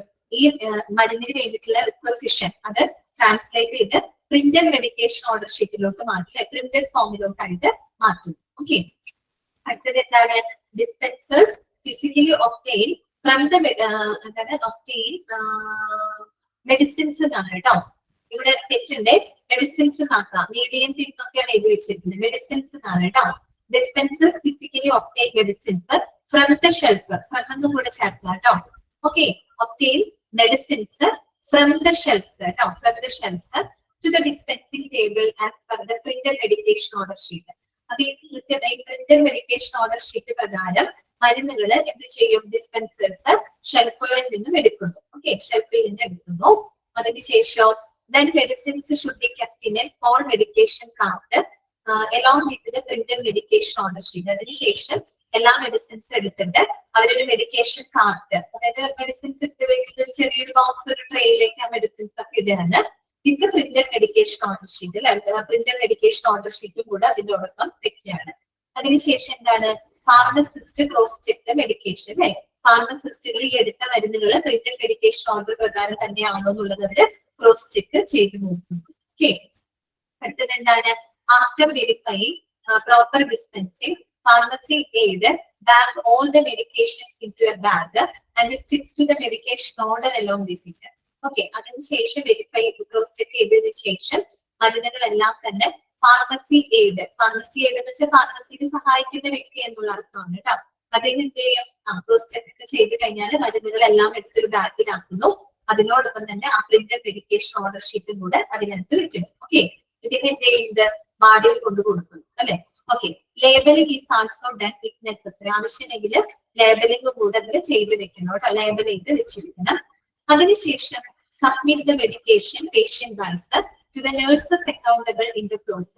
അതിനുശേഷം ഈ മരുന്നുകൾ അതത് ഫ്ലോറുകളിൽ ഡ്യൂട്ടിയുള്ള ചാർജുള്ള നഴ്സിന്റെ അടുത്തേക്ക് ഓരോ പേഷ്യൻസിന് ആവശ്യമായിട്ടുള്ള മരുന്നുകൾ എത്തിച്ചു കൊടുക്കുന്നത് ഫാർമസിയുടെ എത്തിച്ചു കൊടുത്താണ്. അതിനുശേഷം നഴ്സസ് എന്ത് ചെയ്യുന്നു, nurses receive the medicine from pharmacy aid and check the quantity according to the requirement. ഈ ഫാർമസി എയ്ഡിൽ നിന്ന് മരുന്നുകളൊക്കെ സ്വീകരിച്ചിട്ട് നഴ്സ് എന്ത് ചെയ്യും, അവരുടെ റിക്വയർമെന്റ് പ്രകാരം എല്ലാ മരുന്നുകളും ഉണ്ടോ എന്നുള്ളത് നഴ്സും കൂടി എന്ത് ചെയ്യാണ്, ചെക്ക് ചെയ്യാണ്. അതിനുശേഷം ഗീവ് ദ മെഡിക്കേഷൻ, പിന്നെ പേഷ്യൻസിന് ആ മരുന്നുകൾ കൊടുക്കും. ക്ലിയർ ആയോ, മനസ്സിലായോ പറഞ്ഞത്? ഒന്നുമില്ല. അതായത് ഒരു മെഡിക്കേഷൻ പ്രൊസീജിയർ ഡോക്ടർ മരുന്ന് പ്രിസ്ക്രൈബ് ചെയ്യുന്നു, നഴ്സ് അത് ട്രാൻസ്ക്രൈബ് ചെയ്ത് HAS എന്ന് പറയുന്ന സോഫ്റ്റ്വെയർ സംവിധാനത്തിലേക്ക് എൻ്റർ ചെയ്യുന്നു. അത് നേരെ പോകുന്ന ഫാർമസി ഡിപ്പാർട്ട്മെന്റിലോട്ടാണ്. ഫാർമസി ഡിപ്പാർട്ട്മെന്റിൽ എന്ത് ചെയ്യും, HASൽ വന്നിട്ടുള്ള മെഡിക്കേഷൻ ലിസ്റ്റിനെ പ്രിന്റഡ് മെഡിക്കേഷൻ ഓർഡർ ഷീറ്റ് ആക്കി മാറ്റുന്നു. അതിനുശേഷം ആ ഓർഡർ ഷീറ്റ് പ്രകാരമുള്ള മരുന്നുകൾ ഷെൽഫിൽ നിന്ന് എടുക്കുന്നു. പിന്നെ എടുത്തതിന് ശേഷം അത് എല്ലാം ചെക്ക് ചെയ്തതിന് ശേഷം ബാഗിലാക്കി വെക്കുന്നു. ക്രോസ് ചെക്ക് ചെയ്തതിന് ശേഷം ബാഗിലാക്കി വെക്കുന്നു. ഫാർമസി എയ്ഡ് ഇത് ഒരു റെസ്പെക്റ്റീവ് വാർഡുകൾ അല്ലെങ്കിൽ ഫ്ലോറിലുള്ള നഴ്സിന്റെ കയ്യിലേക്ക് എത്തിക്കുന്നു. നഴ്സ് അതൊന്നും കൂടെ ക്രോസ് ചെക്ക് ചെയ്തതിന് ശേഷം മരുന്നുകളെ പേഷ്യൻസിനായിട്ട് കൊടുക്കും. ഓക്കെ, ഇത്രയേ ഉള്ളൂ കേട്ടോ. മനസ്സിലായോ നിങ്ങൾക്ക്? ഓക്കെ അല്ലേ? ഒന്ന് പറയാമോ? ക്ലിയർ അല്ലേ? ഓക്കെ, അടുത്തത് ശ്രദ്ധിക്കേണ്ട ഒരു പോയിന്റ് ആണ് കേട്ടോ, നോട്ട് ചെയ്ത് വെക്കാം. Check before making indent for patient HAS കേട്ടോ. ഇനി ഒരു ഹോസ്പിറ്റൽ ഇൻഫർമേഷൻ നമ്മൾ തുടക്കം പറഞ്ഞല്ലോ, ഡോക്ടർ മരുന്ന് പ്രിസ്ക്രൈബ് ചെയ്ത നഴ്സ് എന്ത് ചെയ്യാണ്, അത് ട്രാൻസ്ക്രൈബ് ചെയ്തിട്ട് അതിനെ HASലോട്ട് മാറ്റുന്നു അല്ലെ. ഹോസ്പിറ്റൽ ഇൻഫർമേഷൻ സിസ്റ്റം സോഫ്റ്റ്വെയറിലേക്ക് അവർ എൻ്റർ ചെയ്ത് കൊടുക്കും. ഇവിടെ പറയുന്നത് check before making indent for patient in HAS. നമ്മൾ ഈ ഒരു HASലോട്ട് ഒരു മരുന്നിന് വേണ്ടിയിട്ടുള്ള റിക്വസിഷൻ കൊടുക്കുന്നതിന് മുൻപായിട്ട് ശ്രദ്ധിക്കേണ്ട ചില കാര്യങ്ങളുണ്ട്. ഓക്കെ, അത് നോട്ട് ചെയ്ത് വെക്കണം കേട്ടോ. അല്ലാണ്ട് ഓടിപ്പോയി ഡോക്ടർ എഴുതുന്ന മരുന്നുകള് അങ്ങനെ തന്നെ എടുത്ത് HASലോട്ട് എൻ്റർ ചെയ്യുന്നതിന് മുൻപായിട്ട് ശ്രദ്ധിക്കേണ്ട ചില കാര്യങ്ങളുണ്ട്. ഓക്കെ, ചെക്ക് ചെയ്യേണ്ട കാര്യങ്ങളുണ്ട്. എന്തൊക്കെയാണത്? ഒന്നാമത്തത് പേഷ്യന്റ് ID നമ്പർ അല്ലെ, പേഷ്യന്റിന്റെ ഐഡന്റിറ്റി നമ്പർ. അവർക്ക് ഒരു യൂണീക്ക് ഐഡന്റിറ്റി നമ്പർ ഉണ്ടായിരിക്കും അല്ലെ. ആ നമ്പർ കറക്റ്റ് ആണോ എന്നുള്ളത് നോക്കണം. ഒരുപാട് പേഷ്യൻസ് ഉണ്ടായിരിക്കും, അങ്ങോട്ടും ഇങ്ങോട്ടും ഒന്നും മാറി പോകരുത്. അതുകൊണ്ട് പേഷ്യന്റിന്റെ ID നമ്പർ ചെക്ക് ചെയ്യണം. പിന്നെ വരുന്നത് പേഷ്യന്റിന്റെ ബെഡ് നമ്പർ കേട്ടോ. വാർഡുകളിൽ കിടക്കുന്ന ബെഡ് നമ്പർ നോക്കണം. ഏത് ബെഡിലുള്ള മരുന്ന് മാറി പോകരുതല്ലോ. അതുകൊണ്ട് പേഷ്യന്റിന്റെ ബെഡ് നമ്പർ ചെക്ക് ചെയ്യണം. പേഷ്യന്റ് നെയിമില് പേഷ്യന്റിന്റെ പേര്, അതുപോലെ തന്നെ dose and dosage from the written in prescription കേട്ടോ. Dose and dosage form written in prescription. പ്രിസ്ക്രിപ്ഷനിൽ എഴുതിയിരിക്കുന്ന മരുന്നുകളുടെ ഡോസുകൾ അല്ലെ, ഡോസേജ് എത്രയാണ് അതൊക്കെ ഒന്ന് കറക്റ്റ് ആയിട്ട് ചെക്ക് ചെയ്തിരിക്കണം. അതോടൊപ്പം തന്നെ store in advance medicine in patient cabinet കേട്ടോ. Store in advance medicine in patient cabinet. നമ്മൾ ഒരു ഇന്റന്റ് കൊടുക്കുന്നതിന് മുൻപായിട്ട് തന്നെ നമ്മുടെ രോഗിക്ക് ആവശ്യമായിട്ടുള്ള അത്യാവശ്യ മരുന്നുകൾ നമ്മൾ അഡ്വാൻസ് ആയിട്ട് തന്നെ സ്റ്റോർ ചെയ്ത് വെക്കണം. അല്ലാതെ പൂർണ്ണമായിട്ട് തീർന്നതിന് ശേഷമല്ല നമ്മൾ ഇന്റന്റ് കൊടുക്കേണ്ടത്. നമ്മൾ പറഞ്ഞല്ലോ, എപ്പോഴും ഒരു സേഫ്റ്റി സ്റ്റോക്ക് മനസ്സിൽ വെച്ചിട്ട് വേണം ഇന്റന്റ് കൊടുക്കാൻ നമ്മൾ പറഞ്ഞതാണ്. എന്നതുപോലെ ഓരോ പേഷ്യൻസിനും അവർക്ക് അത്യാവശ്യമായിട്ട് മരുന്നുകൾ അവിടെ സ്റ്റോക്ക് ചെയ്യണം, അഡ്വാൻസ് ആയിട്ട് തന്നെ സ്റ്റോർ ചെയ്ത് വെക്കണം. അതിനുശേഷം മാത്രമേ ഇന്റന്റ് കൊടുക്കാനായിട്ട് പാടുള്ളൂ കേട്ടോ. ഓക്കെ, അതുപോലെ തന്നെ last intent receive paper, that means receive last intent paper കേട്ടോ. നമ്മൾ റിക്വസിഷൻ കൊടുത്ത എല്ലാ റിസീപ്റ്റുകളും കാര്യങ്ങളും എല്ലാം എന്ത് ചെയ്യണം, പേപ്പറും മറ്റുമെല്ലാം എന്ത് ചെയ്യണം, റിസീവ് ചെയ്തിരിക്കണം കേട്ടോ, സ്വീകരിക്കണം. കാരണം മരുന്നുകൾ നമ്മൾ മരുന്നിന്റെ ഇടപാടുകൾ നടത്തുന്നതിന്റെ ആ ലിസ്റ്റും ഇന്റന്റും റിസീപ്റ്റും കാര്യങ്ങളൊക്കെ നമ്മൾ എപ്പോഴും കീപ്പ് ചെയ്യണം. അതായത് മരുന്നുകൾ നമുക്ക് മാറിയെടുക്കേണ്ടതൊക്കെ ആയിട്ട് വന്ന ഈ റെസിപ്റ്റ് നമുക്ക് കാണിച്ചു കൊടുക്കേണ്ടതായിട്ട് വരും കേട്ടോ. അങ്ങനെയുള്ള കാര്യങ്ങളൊക്കെ ശ്രദ്ധിക്കാം. അത്രയേ ഉള്ളൂ. പേഷ്യന്റിന്റെ ID നമ്പർ, പേഷ്യന്റിന്റെ ബെഡ് നമ്പർ, പേഷ്യന്റിന്റെ പേര്, പ്രിസ്ക്രിപ്ഷന്റെ പറഞ്ഞ ഡോസേജ് കറക്റ്റ് ആണോ നോക്കണം. അതുപോലെ തന്നെ പേഷ്യന്റിന് അഡ്വാൻസ് ആയിട്ട് തന്നെ മരുന്നുകൾ നമ്മൾ സ്റ്റോർ ചെയ്ത് വെച്ചിരിക്കണം. പിന്നെ മരുന്നുകളുടെ ഇടപാടുകൾ നടത്തുന്നതുമായിട്ട് ബന്ധപ്പെട്ട റിസീപ്റ്റുകളും കാര്യങ്ങളും മെയിൻറ്റെയിൻ ചെയ്തിരിക്കണം. ഇത്രയാണ് മെഡിക്കേഷൻ പ്രൊസീജിയറിൽ മനസ്സിലാക്കാനായിട്ട് കേട്ടോ. Okay, clear? എല്ലാവരും ലെക്ചർ ചെയ്ത് പോവാണല്ലോ. പഠിത്തോ ക്ലാസ് പഠിച്ചിട്ടാണോ?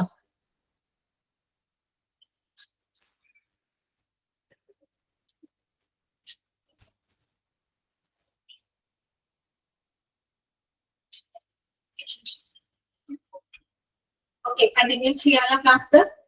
ഓക്കെ അല്ലേ എല്ലാവരും? ക്ലിയർ ആണ് ഇത്രയും താങ്കള്? അടുത്ത ഭാഗത്തോട്ട് പോവാം കേട്ടോ. നെക്സ്റ്റ് വരുന്നതാണ് ഫിനാൻസസ് ആണ് കേട്ടോ. ഫിനാൻസസ് അതായത് അത് ജനറൽ ആയിട്ടുള്ള കാര്യമാണ് പറയുന്നത്. ശരിക്കും ഒരു ഹോസ്പിറ്റലിലോട്ട് വരുന്ന വരുമാനവുമായിട്ട് ബന്ധപ്പെട്ട കാര്യങ്ങളാണ് അവിടെ പറയുന്നത് കേട്ടോ. അവിടെ ഫാർമസി എന്നതിനേക്കാൾ ഉപരി ഒരു ഹോസ്പിറ്റലിലേക്ക് വരുന്ന ഒരു ഫിനാൻഷ്യൽ റിസോഴ്സുമായിട്ട് ബന്ധപ്പെട്ട ചില കാര്യങ്ങൾ മാത്രമാണ് അവിടെ പറഞ്ഞത്. ജസ്റ്റ് വായിച്ചു പോകുന്നുള്ളൂ. അതാണ്ട് നോക്കാം കേട്ടോ. പ്രൈമറി സോഴ്സ് എന്ന് പറഞ്ഞാൽ എന്താണ്? Charge got from the patient ആണ് കേട്ടോ. അണ്ടർലൈൻ ചെയ്ത് വെക്കുക കേട്ടോ, ചോദിക്കാറുണ്ട്. പ്രൈമറി സോഴ്സ് ഓഫ് ഫിനാൻസ് എന്ന് പറയുന്നത് എന്താണ്? Is the charge got from the patient. ഒരു ഫാർമസി ആയിക്കോട്ടെ, ഒരു ഹോസ്പിറ്റൽ ആയിക്കോട്ടെ, അതിന്റെ പ്രൈമറി ഫിനാൻഷ്യൽ റിസോഴ്സ് എന്ന് പറഞ്ഞാൽ എന്താണ്?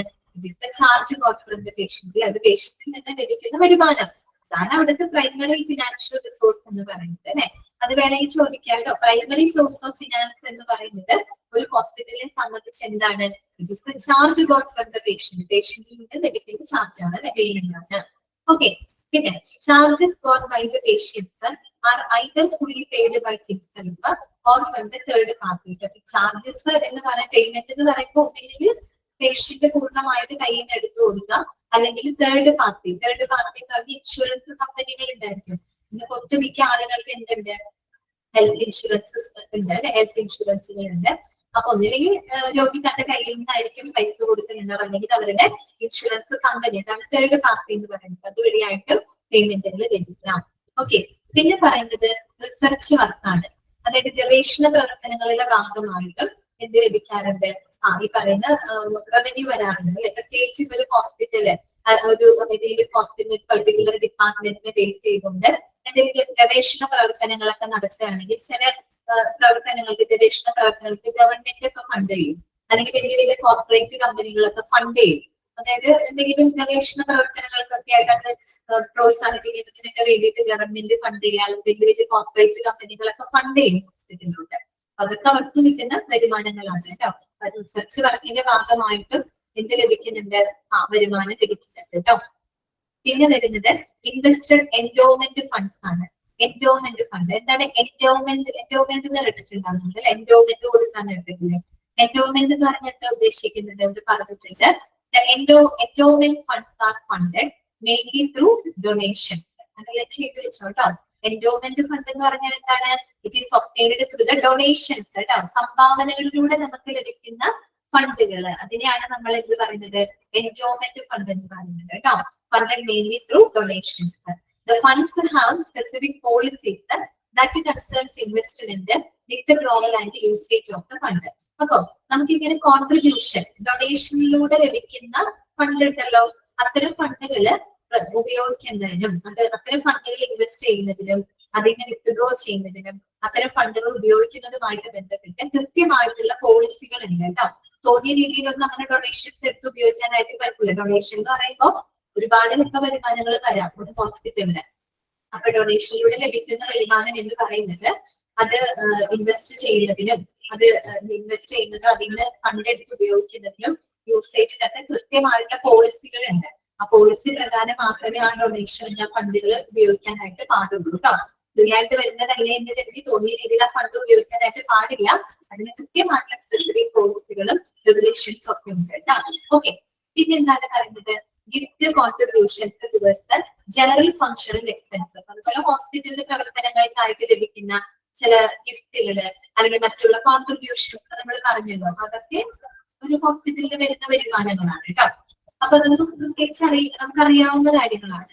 എന്തായാലും ഒരു കാര്യം അറിഞ്ഞു വെക്കാം, primary source of financial resource in A hospital എന്ന് പറഞ്ഞത് എന്താണ്? Is the charge from the patient. ഒരു പേഷ്യന്റിൽ നിന്ന് നമുക്ക് ലഭിക്കുന്ന വരുമാനമാണ്. ഓക്കെ ആണോ? ക്ലിയർ ആണോ? അടുത്തതിലോട്ട് പോകാം കേട്ടോ. പ്രോബ്ലംസ് ഓഫ് ഫാർമസി സർവീസസ് കേട്ടോ. ഫാർമസി സേവനങ്ങളുമായിട്ട് ബന്ധപ്പെട്ട് വരുന്ന പ്രോബ്ലംസുകൾ എന്തൊക്കെയാണ്? ഇതെല്ലാം പ്രശ്നങ്ങളാണ് ഒരു ഫാർമസി സർവീസുകൾക്ക് അവർ ഫേസ് ചെയ്യുന്ന പ്രോബ്ലംസുകൾ എന്തൊക്കെയാണെന്ന് നോക്കാം കേട്ടോ. ആ പ്രോബ്ലംസുകളൊക്കെ ഒന്ന് നോട്ട് ചെയ്ത് വെക്കാം കേട്ടോ. എന്തൊക്കെയാണെന്ന് വരുന്നത് പിൽഫറേജ്. എന്താണ് പിൽഫറേജ്? പിൽഫറേജ് എന്ന് പറഞ്ഞാൽ എന്താണ്? കളവാണ് കേട്ടോ. മോഷണം എന്നൊക്കെ പറയുക, തെറ്റ് എന്നുള്ള അർത്ഥമാണ് കേട്ടോ. പിൽഫറേജ് കാര്യം നമുക്കറിയാം, ഓവർ സ്റ്റോക്ക് ഒക്കെ വന്നു കഴിഞ്ഞാൽ, ഇപ്പൊ മരുന്നുകളൊക്കെ ഓവറായിട്ട് സ്റ്റോക്ക് ചെയ്ത് വെച്ച് കഴിഞ്ഞാൽ നമ്മൾ ഓൾറെഡി പറഞ്ഞതാണ് മോഷണം വരാനുള്ള ചാൻസ് ഒക്കെ കൂടുതൽ. എന്തായാലും ഇതെല്ലാം കൈകാര്യം ചെയ്യുന്നത് മനുഷ്യരാണ് അല്ലെ. അപ്പൊ സ്വാഭാവികമായിട്ടും കളവും ഒക്കെ വരാനുള്ള ചാൻസ് അവിടെയുണ്ട് കേട്ടോ. So പിൽഫറേജ് is one of the problem കേട്ടോ. പിന്നെ വരുന്നത് എന്താണ്? ഔട്ട്ഡേറ്റഡ് ഡ്രഗ്സ് ആണ് കേട്ടോ. ഔട്ട്ഡേറ്റഡ് ഡ്രഗ്സ് എന്ന് പറഞ്ഞു കഴിഞ്ഞാല് എക്സ്പീരിയൻ ഡ്രഗ്സ് അല്ലാട്ടോ ഉദ്ദേശിക്കുന്നത്.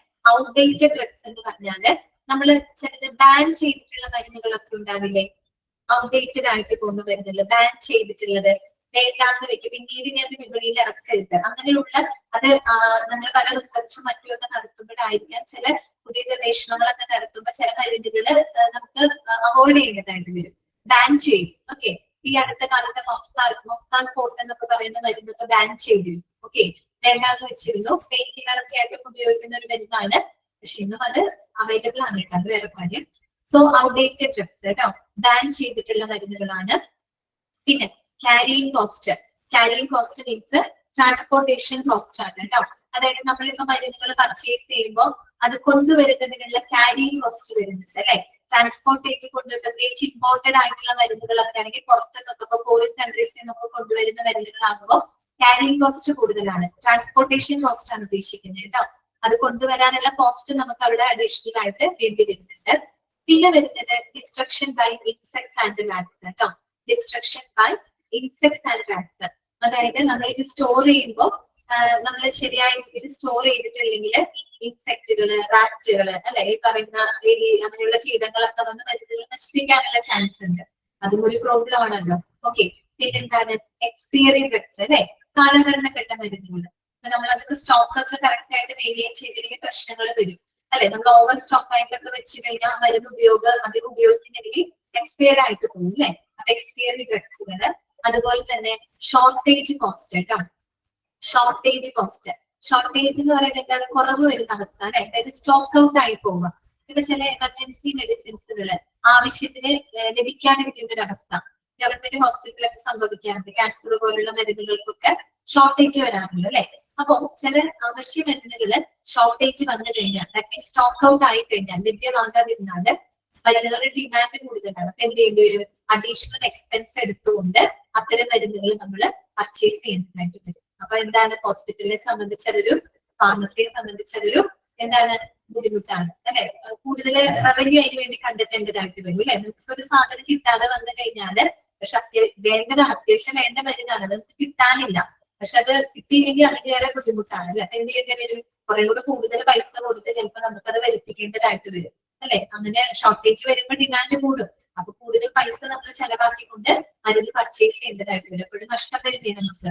ഓക്കെ, അതാണ് ഷോർട്ടേജ് കോസ്റ്റ് എന്ന് ഉദ്ദേശിക്കുന്നത്. ഷോർട്ടേജ് വരുന്നത് മൂലം നമുക്ക് അഡീഷണൽ എക്സ്പെൻസ് കൊടുത്ത് നമുക്ക് മരുന്നുകൾ പർച്ചേസ് ചെയ്യേണ്ടതായിട്ട് വരും. അങ്ങനെയുള്ള പ്രശ്നങ്ങളൊക്കെയാണ് പൊതുവായിട്ട് ഫാർമസി ഫേസ് ചെയ്യുന്നത് കേട്ടോ. ക്ലിയർ ആയോ പോയിന്റുകള്? ഒന്ന് പിൽഫറേജ്, കളവുകൾ കേട്ടോ. രണ്ടാമത്തേത് ഔട്ട്ഡേറ്റഡ് ആയിട്ടുള്ള ഡ്രഗ്സുകൾ. മൂന്നാമത്തേത് carrying cost, that means transportation cost ആണ് കേട്ടോ.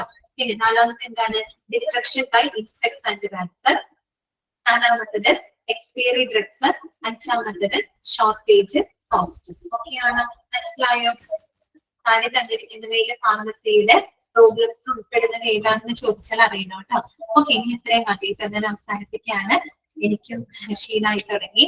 ഓക്കെ, ഇത്രയും ഭാഗങ്ങൾ നിങ്ങൾക്ക് ക്ലിയർ ആണോ? ഓക്കെ ആണോ? അൺമ്യൂട്ട് ചെയ്യാം കേട്ടോ. ഇന്നത്തെ ക്ലാസ്സിൽ എനിക്ക് എന്തെങ്കിലും ഡൗട്ടുകൾ ഉണ്ടെങ്കിൽ ചോദിക്കാം, അല്ലെങ്കിൽ നമുക്ക് വൈൻഡ് ചെയ്യാം കേട്ടോ.